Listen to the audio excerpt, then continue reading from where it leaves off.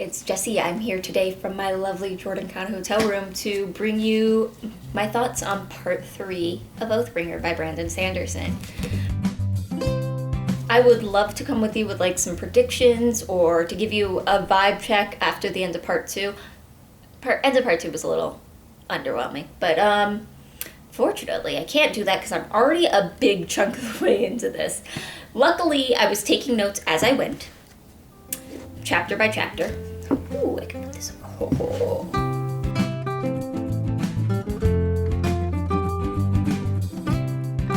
So I can actually do this. So I'm going to do for this first one, let's go through chapter 63 for my thoughts for this one, okay? And then I'll come back later with clips for some of these other ones. So starting at the beginning here, Fen is such an interesting character. The Queen, Fen, that's like just super not into Kaladin's BS.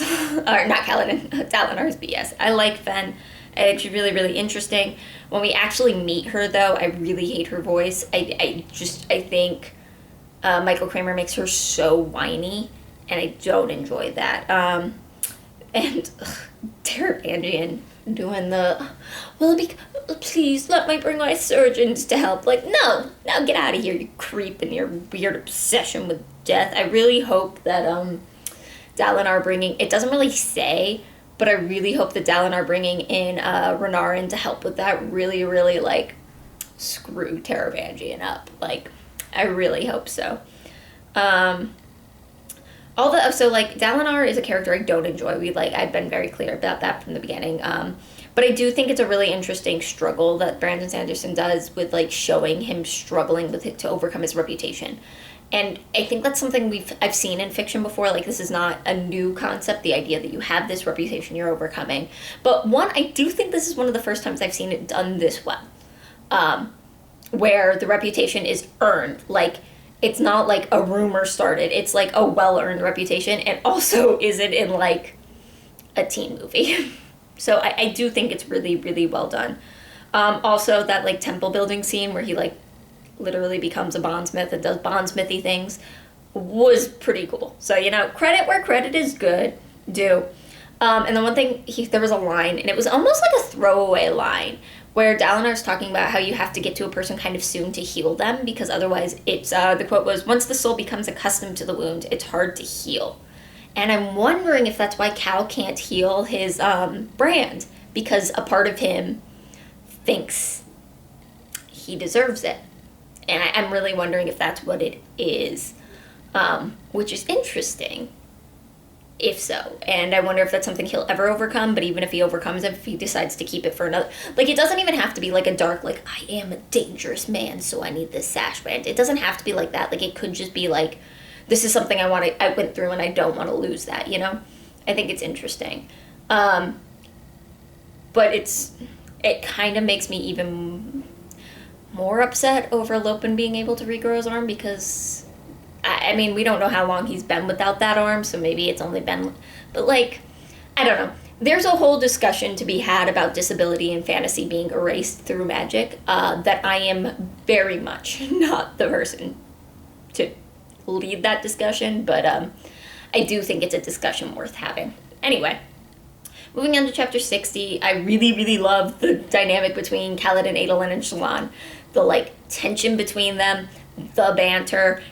I just can't be as enthusiastic about it now as I was in the past because of Kaladin's sexism, which again seems to be improving, but it's improving in, like, fits and starts where it's just like, he'll say this really kind of sexist thing, and then, like, half a book later he suddenly is, like, all for equal rights, and it's like, where did that come from, Kaladin? But also Shallan's racism. Like, it still hasn't been addressed, and I do have comments later about that, but... about the world in general, not specifically Shallan, but, like, it still needs to be a little bit addressed before I get that. Before I can get fully on board with him and Shallan in any sort of relationship. I like Adolin's not perfect either. Adolin's like the I don't see eye color kind of progressive, so he's, like, at least trying. But, like, he doesn't mean it in, like, a I'm dismissing your struggles way. He just legitimately is like, I like you, we're buds. For better or worse. I don't know, I was talking with my brother and I was like, you can't help but love Adolin. He's like a giant puppy dog. Like, he is a golden retriever personified, and you can't help but love him. Like, you can't avoid it. All right, 61. Elokar, oh, my sweet darling Elokar. He's trying so hard. Like, I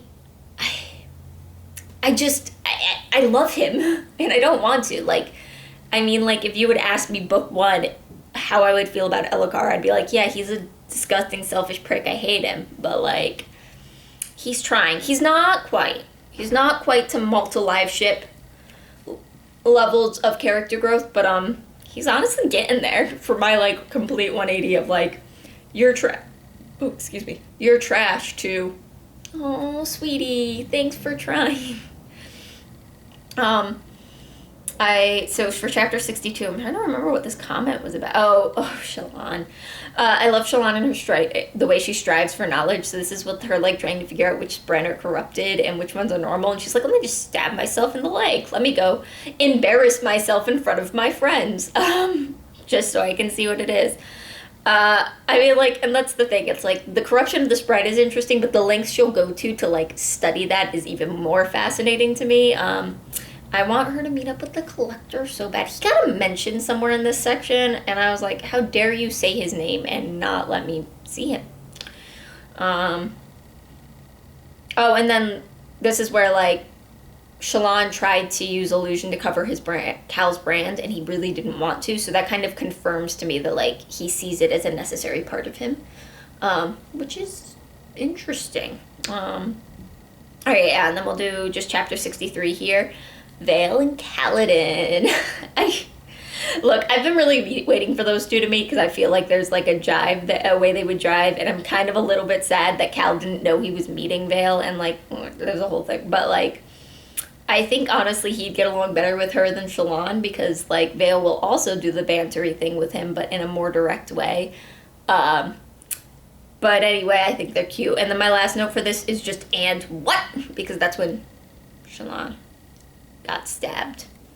Anyway, that's where I'm going to stop for here. So at the end of chapter 63, let me just make a note for myself here. Put a big gap there. Because I don't want to, like, make all these clips super long. That way I can break it up pretty easily. But that's where I'm at right now. I have gone much further than that. I'm on, like, chapter 80 something. But also my notes get a little thinner as it goes on. But this part 3, really starts to pick up. So anyway, I will update you guys a little bit later. Maybe tonight or tomorrow whenever I'm feeling up to it. So, bye.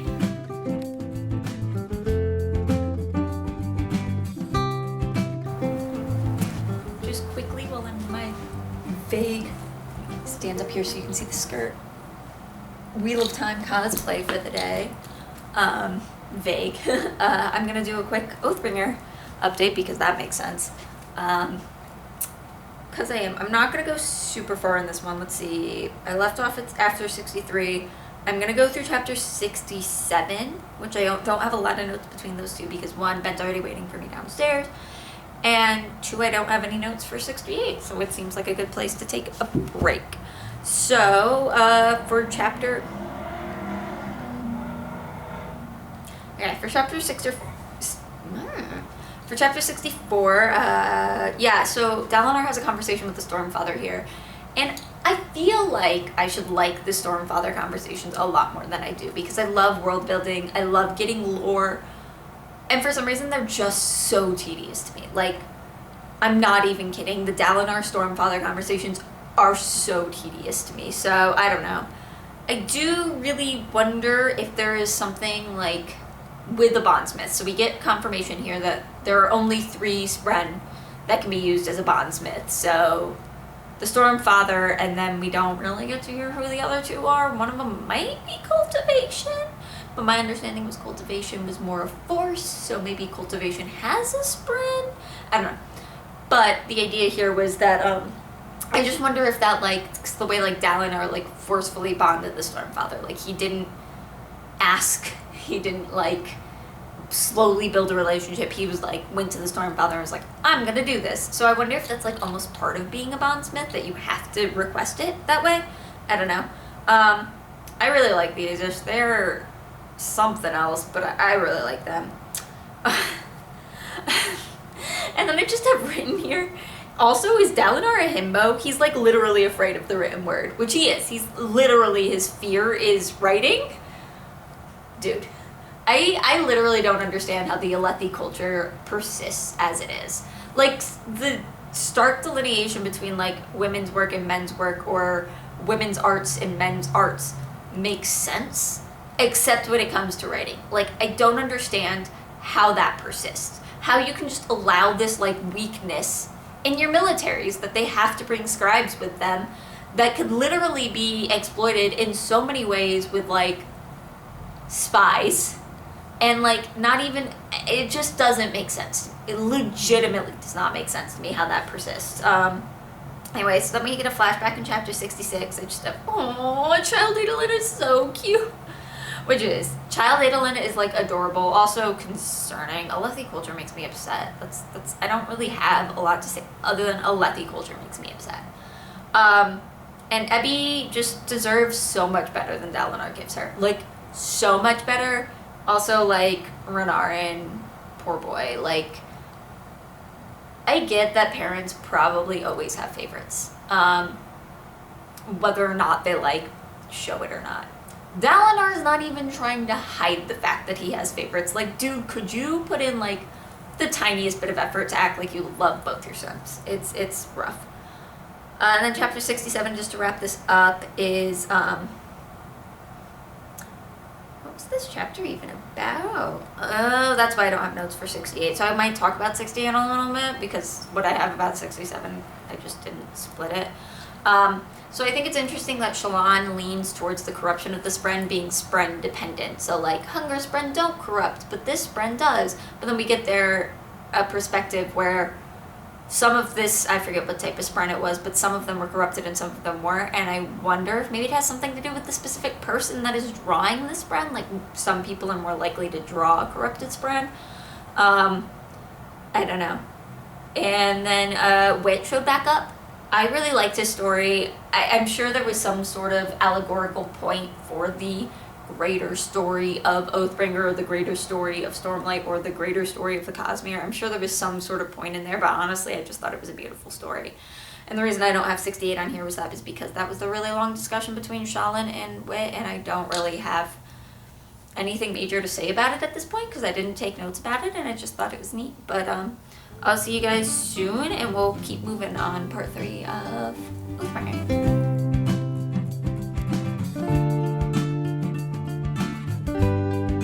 Alright, and I'm back. Home, sweet home. So let's keep working through part 3. Let's see what's the next chunk of chapters I should talk about. Let's go through chapter 73. So this is going to be through chapter 73. So this is kind of a chunk. So chapter 69.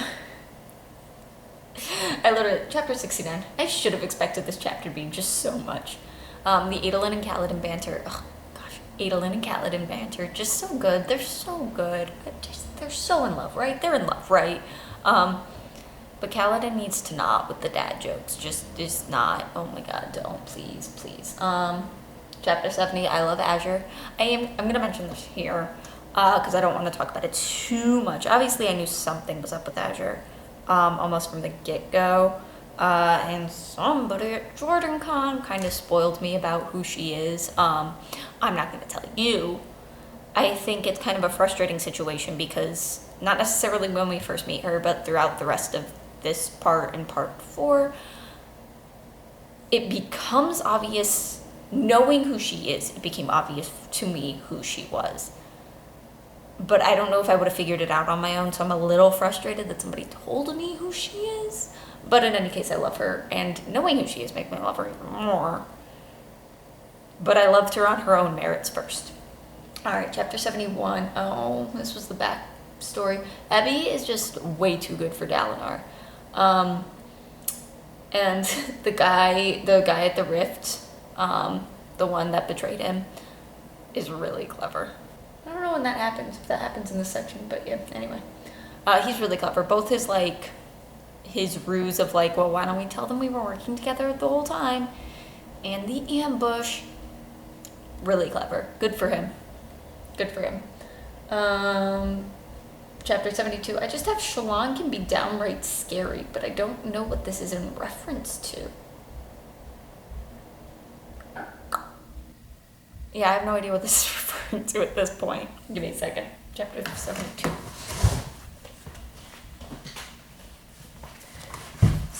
72. Oh, this is when she acts as Nanav.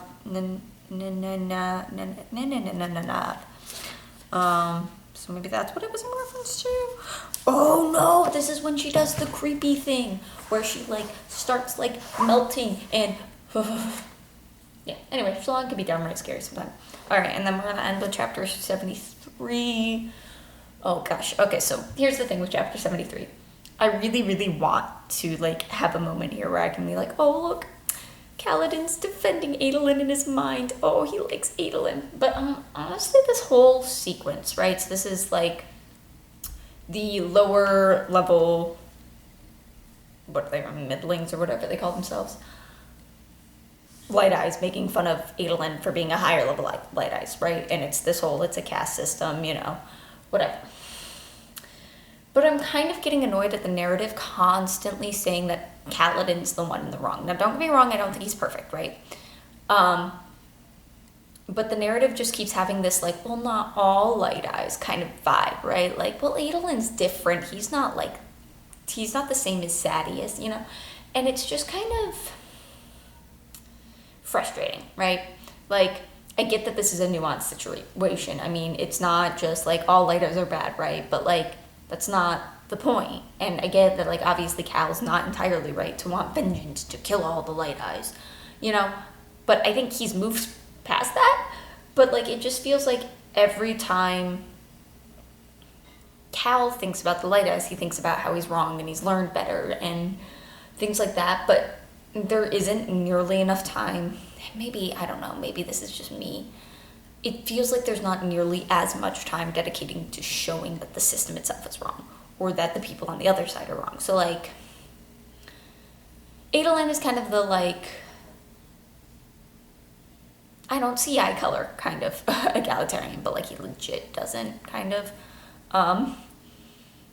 So, like, he's not doing anything. Shallan legitimately seems to kind of buy into the system. I'm not gonna lie. She, like, pretends like she doesn't, but she kind of bought into the system, right? And, like, there's not nearly as much time spent showing that, like, Shallan is wrong for believing that, you know what I mean? And, like, you have perspectives like Moash, who is, like, really exploring the systems and the flaws in the systems, but, like, he's also clearly meant to be an antagonist, like a nuanced antagonist, but he's not, like, a good guy.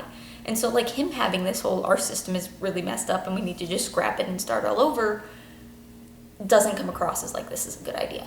And so I think I get frustrated because it feels like, in Kaladin perspectives, we are beat over the fact that he's not right, you know? That there are good Light Eyes, and that he's the one that's learning that there are Light Eyes that are not as advantaged as other Light Eyes, and things like that is something he keeps learning, is a lesson he learns over and over and over again, and we don't spend nearly as much time on the other end of that nuanced discussion of, okay, but, like, the system's still really messed up. And so I think I'm just getting frustrated with this, like, I don't know. I don't know what I'm expecting here, but it just feels, anytime Kaladin has another moment where he's like, well, I like Adolin, or, well, I guess this Light Eyes is okay, or I guess I can't, every time it just really frustrates me. There's actually a moment in part 4 I'm not going to talk about right now, but, like, that kind of did a similar thing, and it just bugged me. It's just over and over again, and it's just like, at some point, maybe, please, could we just accept that the system is wrong? You know? I don't know. Or maybe, I don't know, maybe I'm missing the nuance he's trying to do here, but that's how it's coming across to me. Anyway, I think I'm just gonna film the next clip immediately, but I'm gonna pause it and do different videos. So I will see you in just a couple seconds. Alright, so we'll go through chapter 80, maybe 81. I'm going to say 81. I don't know if I'm actually going to bring in anything from 81, but of Oathbringer. Okay? So, starting at, I don't have anything for 74. So 75 and 76 I put together, and I just have both. That was a lot.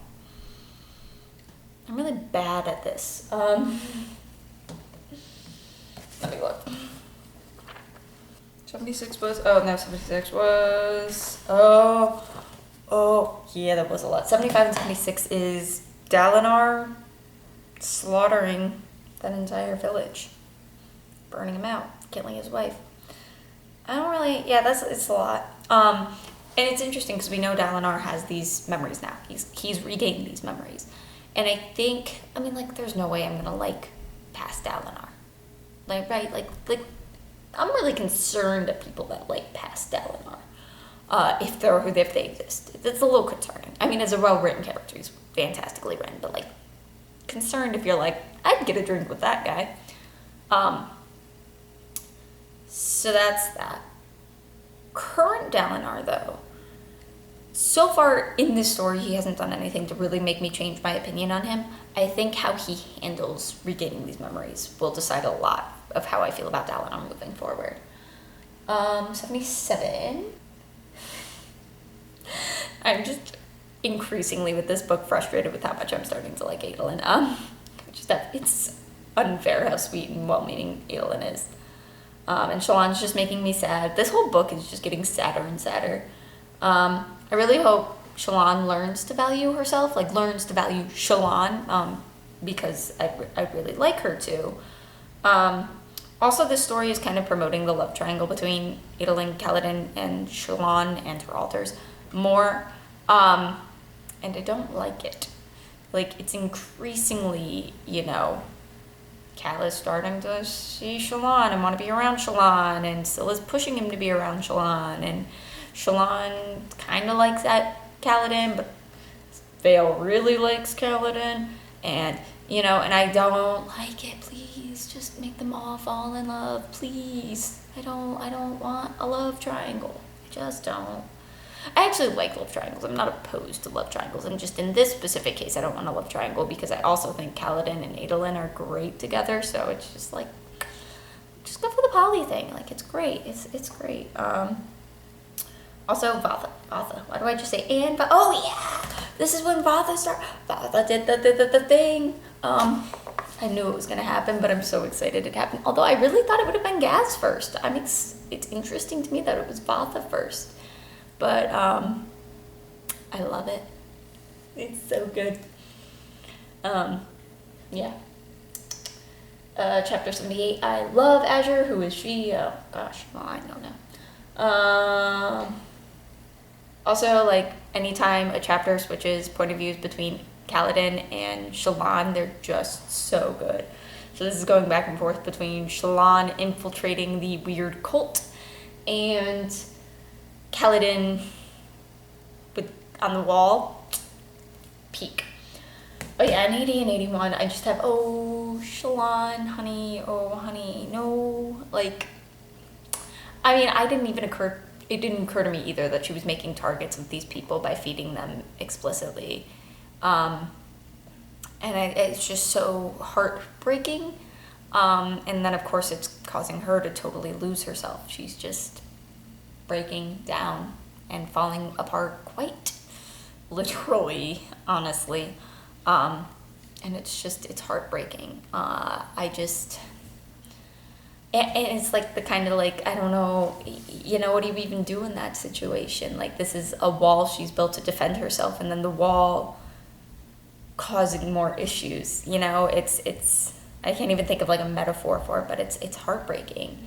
And I just want to wrap her in a hug, and she just reminds me so much of teenage Jessi, and I don't mean that in a like, oh, she's like a whiny teenager way, like in a, I get it. I mean, don't get me wrong, I'm not going to sit here and try to pretend like my trauma is anything like hers, but like, I get it, and it's hard, and it's so, I mean, it's crushing, and I've always liked Shallan. I mean, I guess there was moments in the first book and like, but I love her and hope things work out for her. Okay, we're gonna wrap this up in 2 more clips then for part 3, but see you in a little bit.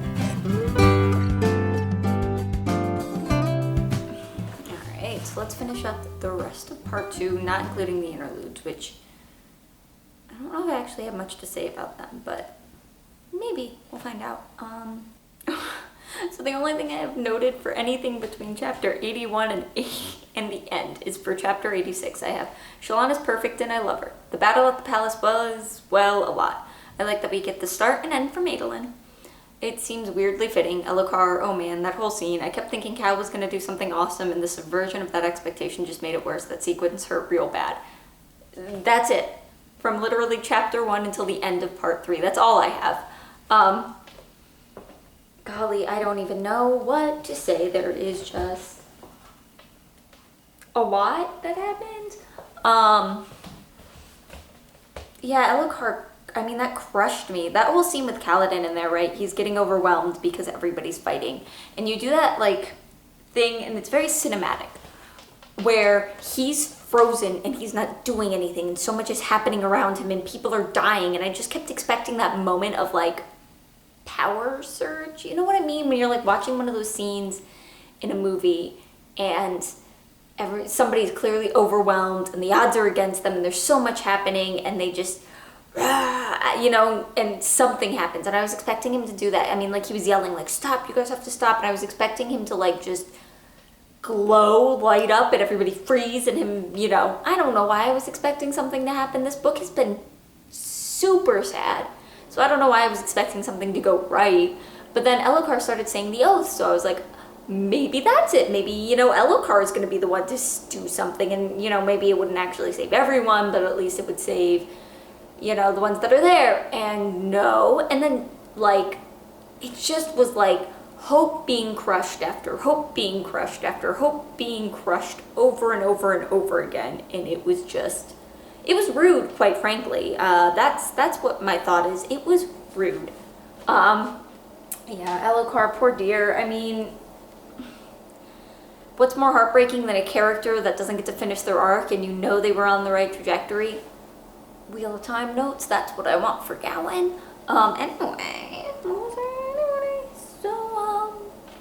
Anyway, that was probably really loud. Yeah, so that's kind of where I'm at with that. Shallan's side of that, I don't have as much to say. I mean, I know she's still struggling with, like, her identity and stuff. There was that whole scene with her and Wit. I didn't take any notes on that whole scene with her and Wit. It was just really beautiful. Oh, that's why I didn't have notes. Okay. Now I got it. This was the section I read when I was driving, which is why I only have notes for that one little spot, because that's when I stopped to fill up for gas so I could do that. But anyway, yeah, it was just, I mean, that whole sequence was gorgeous, and I think, I mean, he definitely means well, but I think what is a little bit oversimplifying it. I mean, he was focusing so much on the immediate issue of, like, Vale not being able to handle the fact that she was doing the wrong thing, kind of. She didn't actually know what it was like, you know, that part. He was focusing so much on that element, and I don't think he really got back to the whole trauma of everything. Especially because, I don't know, I feel like, and maybe this is just me, but, like, part of what started her now, I can't talk about, like, her killing her mom, right? Like, that was clearly something she did wrong, and that's where everything started. But, like, she also has that guilt over killing her father. But, like, I feel like somebody needs to talk to her and be like, no, that was the right thing to do. You did what you had to do to survive, you know?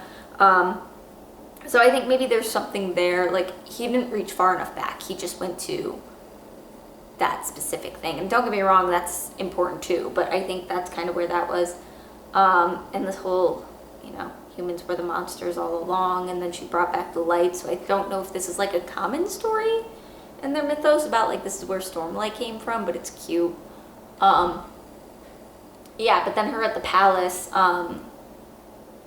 I mean, her charging at the front, like, bless her. Bless Adolin being all like, oh no, I'm so worried for my girl, but no, she's powerful, she'll be fine.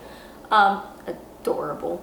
And yeah, the whole, what's her name? The Spren lady, the Mistress of Secrets or whatever she's called, being in the mirror was interesting because she fled. And I mean, so this, I don't want to get into it, never mind, I'm not going to talk about part 4. Yeah, that was really something.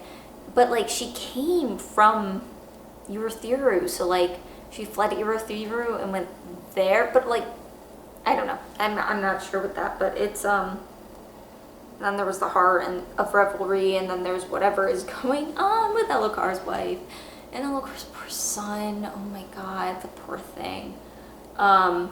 There's just, it's a lot. That was the whole creepy factor of the like guards being basically in a trance, and it just was a really creepy but cinematic. The whole fight in the palace was just incredibly cinematic, and yeah, let me check the book for exactly where this ends before I say something stupid. Okay, yeah. Okay, I just wanted to make sure. And then they're in Shadesmar, which is interesting. And yeah, my first instinct when they were teleported to Shadesmar was to say the Spren they saw, the 2 big ones, were whatchamacallit, also that creepy weird one. And the one without the eyes. Very creepy. Also, I'm thinking, alright, I'm putting this out here now. I'm saying it publicly, so maybe you guys will hold me accountable. I want to do a cryptic Spren, a cryptic cosplay next year, I think is what I want to do.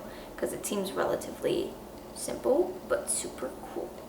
So I'm just, I'm putting that out there so you guys hold me accountable. But yeah, that is that. I want to reread the interludes because I didn't take any notes on them, so I want to at least skim through them, and then I will give you an update on my interludes.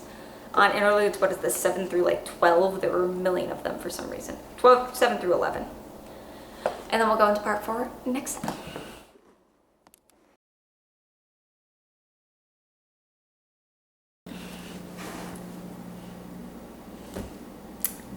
Not the right angle. We're gonna lounge to finish up this video. Okay. And to part 3, the interludes. Thoughts. Okay, let's start by just talking about Venli. Because I have actually probably less thoughts about Venli than I feel like I should. And mostly they amount to, for some reason, I don't feel nearly the amount of sympathy for Venli as I did for Eshonai. Oh, excuse me. And I think this is kind of twofold. Now, I understand that Venli is being manipulated, but it feels like Venli's thirst for power is coming more from like a selfish perspective, whereas Eshonai seemed like she was caring about the good of her people. So when Venli gets burned, it feels a little more like you brought this on yourself, whereas with Eshonai, it feels like you were trying and now you're being, you know. So I don't really feel nearly as bad for Venli as I did for Eshonai. I mean, it sucks. I'm not saying it doesn't suck, but I don't know. I don't really feel too bad for her. I feel like it's her own fault. But I don't know. Maybe we'll see something come of this that like would be interesting. The other 2 interludes we have is that weird Herdazian one. I don't know how I feel about that. I mean, punish. Yeah, I mean, I'm pretty okay with it. That's all I have to say. And then the other one was Mem, the laundress for that guy that runs the Ghost Bloods. And the main for Mraize, and the main thing this is that it introduced. Let me double check this before I say that. Yes. It reintroduced that one character from, I think it was Way of Kings, that was like bashing and destroying art. And if I'm not mistaken, I don't remember if it says it or if this is a theory, so either I'm a genius or I'm dumb and it says it. But she's one of the